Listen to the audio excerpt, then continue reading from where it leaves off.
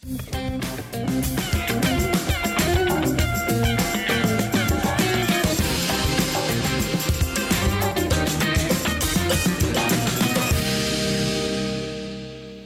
evening, I'm Melisa Idris. And I'm Sharaad Kuttan. Welcome to Consider This, the show where we want you to consider and then reconsider the news of the day.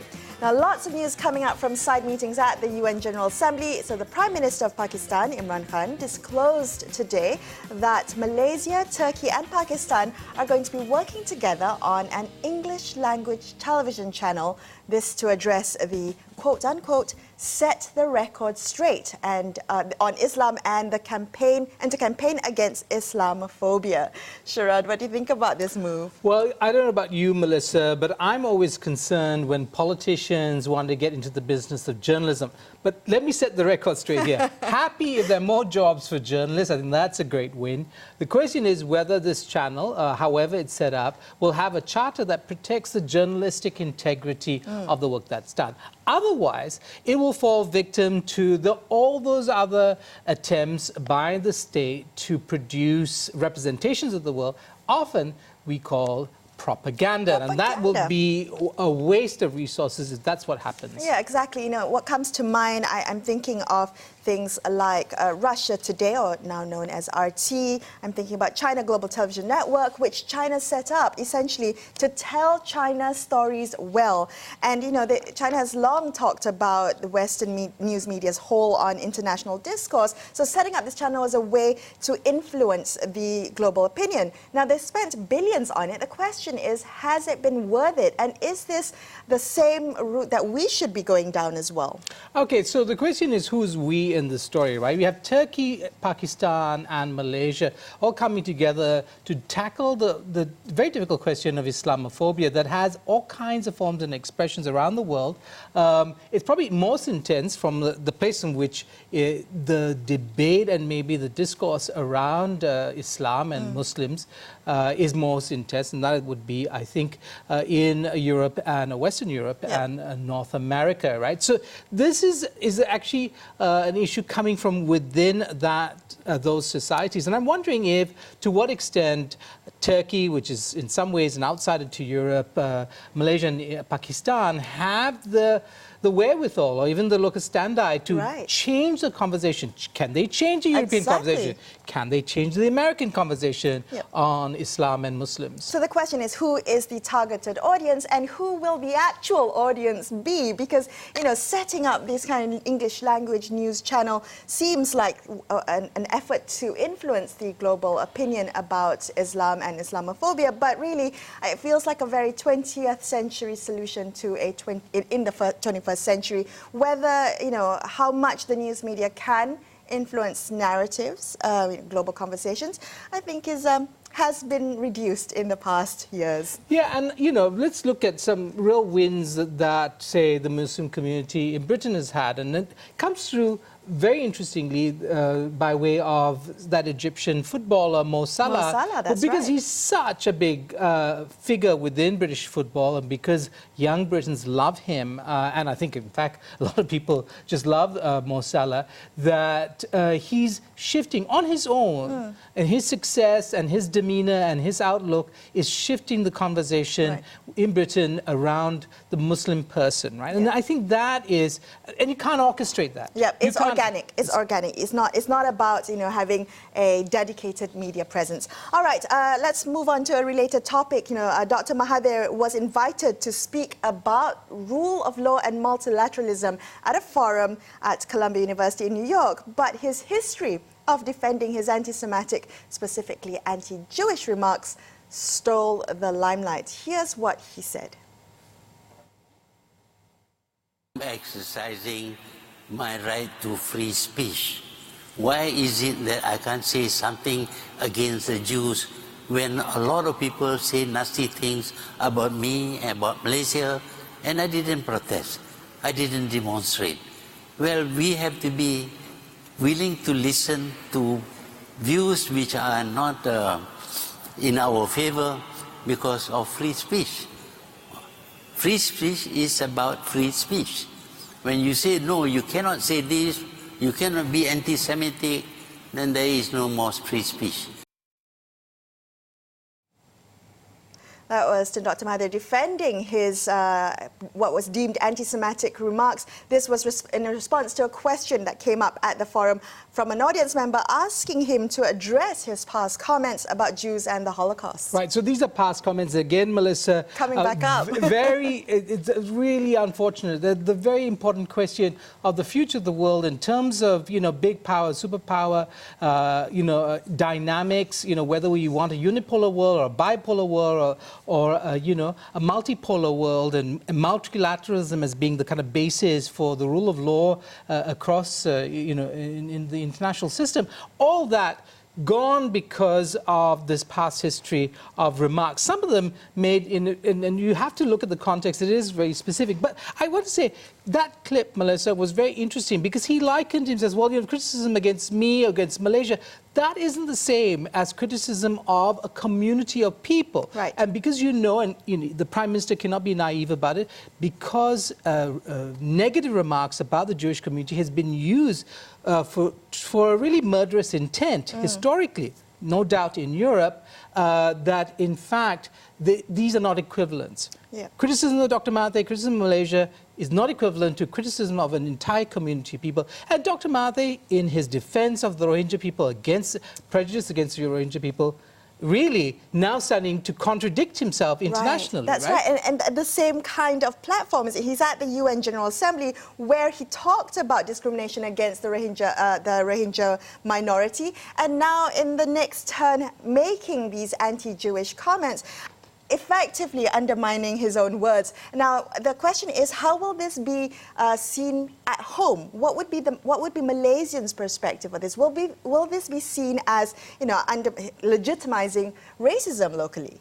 Yeah, and that's where it gets also very tricky and complicated. But, Melissa, what the story has made me do is look back in history and look at some of the earlier remarks, some of them emanating from the early noughties, from 2003, when he made a comment at the organization of the Islamic Conference, which then got the late President Jacques Chirac involved, because... Who passed away today. He did indeed pass away today. There he, in fact, removed from a statement from the European Union criticizing Dr. Mahathir's anti-Semitic remarks. Interestingly, Mahathir then went on to comment on Chirac's. He understood the intention. This is a subject, Melissa, for an entire show, perhaps yes. two. No, I think it is ironic that, all his comments made at this forum about multilateralism have been completely ignored because of the fixation of media picking up on this story. Of course, surely he knew that this was going to come back and make the headlines and come back and haunt him at all these international forums. So that being the only thing coming out from this now, that everyone's focusing on these remarks. Could Dr. Mahathir have changed the conversation? Could he have changed the script? Ooh. Could he have neutered this so that we do not have to keep coming back to the past and replaying this to and fro around the question of whether he's anti-Semitic or not, anti-Jewish or not? Feels like it keeps coming back, doesn't it? Yeah, Yep. It feels like we're, it's this endless cycle that we keep talking about the same kind of comments. And maybe he's even aware of that. All right, well, let's move on to some local news. We have the Education Ministry announcing today that it will be introducing 2 new compulsory courses for students in public universities. And this is for the 2019-2020 academic year. Now, the 2 subjects are philosophy, current issues, and the second, ethics and civilizations. Well, Melissa, you must know that my heart is in the question of philosophy. You must be pleased. I am pleased because I'd studied philosophy at university, but what's more important is not what I studied, but the fact that it's a training in terms of critical thinking and also being able to discern when an argument is made on false premise or is logically flawed, and therefore just making everybody much more discerning. All right. So you will hear, for instance, of politicians speaking in false equivalences. I mean, the idea of equating yourself to an entire community, that is a false equivalence. It's something that a good course in philosophy will teach you. Okay. All right. So I think the first thing I thought about was, I was like, why is this being introduced? What is the importance of learning about philosophy? And I think you're absolutely right, Sharaad. It helps young graduates think critically. Now, my worry was, okay, are we focusing on creating future-ready graduates? And the simple answer is yes. You know, by kind of introducing ethics and philosophy, it helps graduates, you know, empower them in terms of thinking, in terms of, I guess, discussing, having those difficult conversations, learning how to have those difficult conversations. Right, absolutely. It's, you know, a course in philosophy is not just about abstract ideas. It's not about learning about philosophy. It's learning to think in ways that are logical, using reasoning rather than just your passions to drive the conversation. All right, there you go. We're going to be speaking next to an environmentalist, a Malaysian environmentalist, who recently was honored with a prestigious international award. That's coming up in just a couple of minutes. Stay tuned to consider this.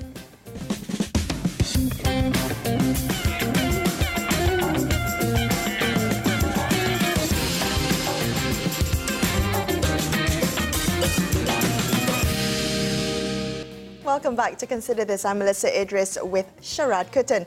Now, Peter Kallang, who is a member of Sarawak's indigenous Kenyah community, has been honoured with the 2019 Psychology Prize for leading a successful campaign to halt the building of a series of megadams in Sarawak. Now, the Psychology Prize is awarded annually to a person who has shown exceptional achievement in preserving island environments. So it's a pleasure to have him join us on the line tonight. Peter, congratulations on the award. Now, I'd like to begin this by having you describe for us this campaign and its outcome. Yeah, we started the campaign back in 2011. And then it was quite a long campaign involving so many things. We started off by signature campaign and went on to police reports. We went on to blockades, and we did some campaign overseas as well, starting from Australia. We went to Norway, we went to Switzerland, and we went to the Asian Development Bank in the Philippines. So a lot of things going on, and so we had 2 blockades put up back in 2013. That one was to stop the construction of the access road to the dam site, and the other one was to stop the geological studies that was going on the site prior to the construction of the dam.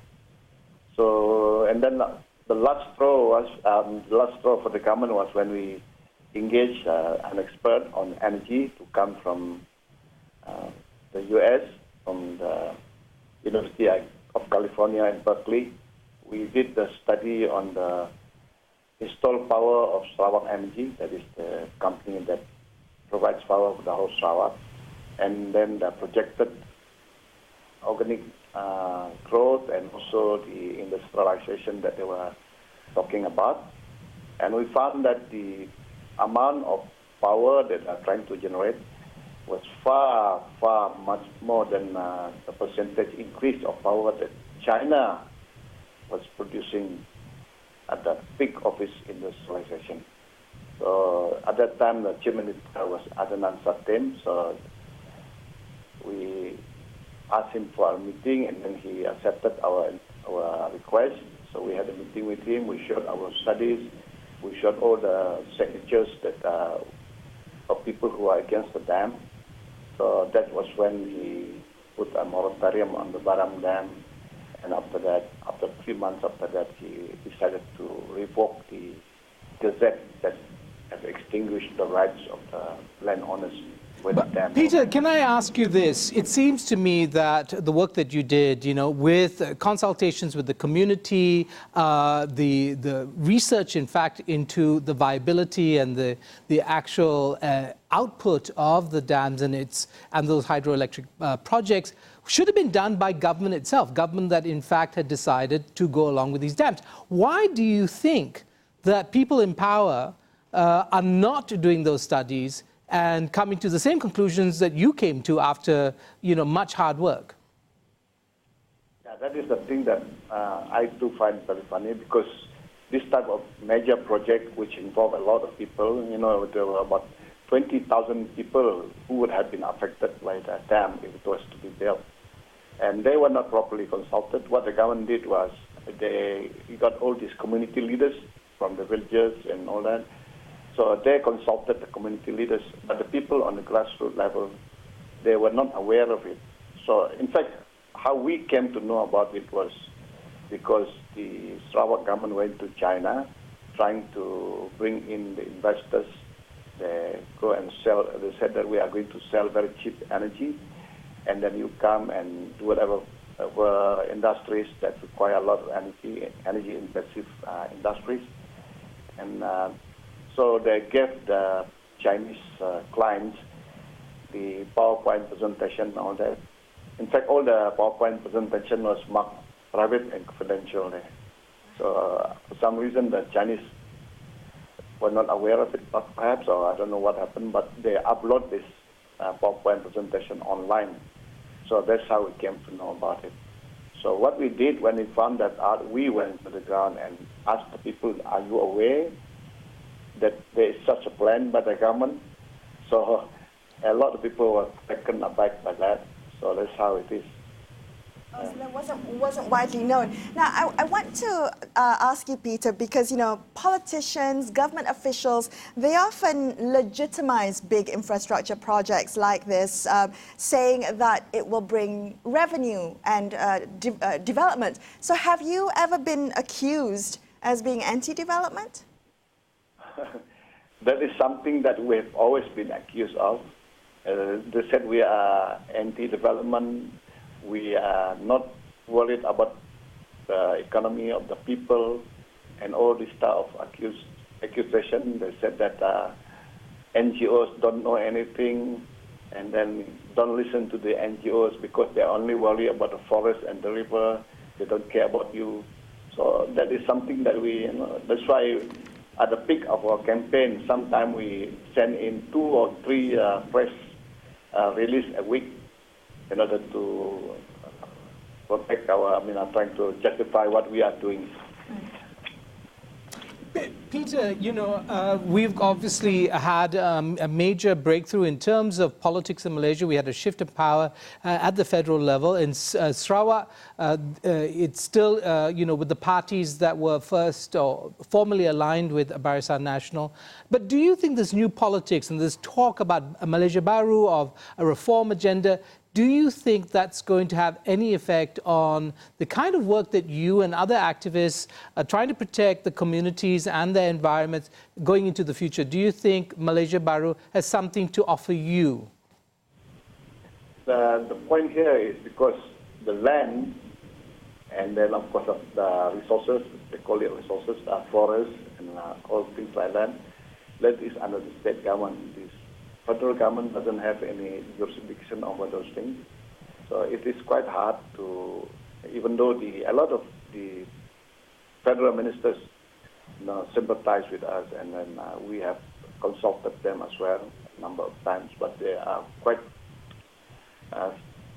limited in capacity to help us in this area. But because the Sarawak government is still, now it's even worse because they are in the opposition now. You can see that they are spending a lot of money, promising a lot of projects. Suddenly, projects are coming up like anything, you know, like never ever before. For the last 50 over years that we have been independent, and Sarawak has been independent. Never ever before have they spent so much money, about 10 billion or something a year. So on that note, Peter, now, you know, the Sarawak state elections are expected to be held soon. Do you expect environmental issues to be a key campaign issue in the upcoming election? In certain places, I wouldn't say that it is for the whole of Sarawak. In certain places where we have done a lot of campaign on the environment, because what you see now, especially now, we have this dry season, and then a lot of haze. In some villages, like my own village, for example, you find islands in the river, you know, in the middle of the river, suddenly all these islands appear, all because of siltations, because of all the siltation, because the downwash from the logging roads and all that.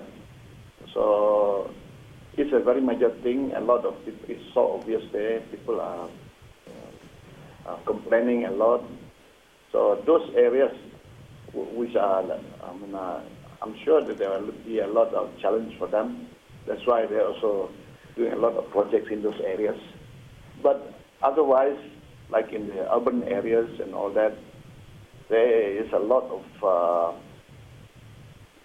the amount of campaign that are really intensive campaigning even now.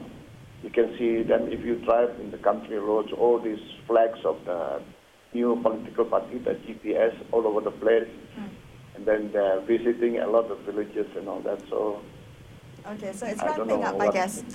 The campaigning is likely to ramp up in the next couple of months or so. All right, we're going to come back and continue our conversation on Consider This. Stay tuned.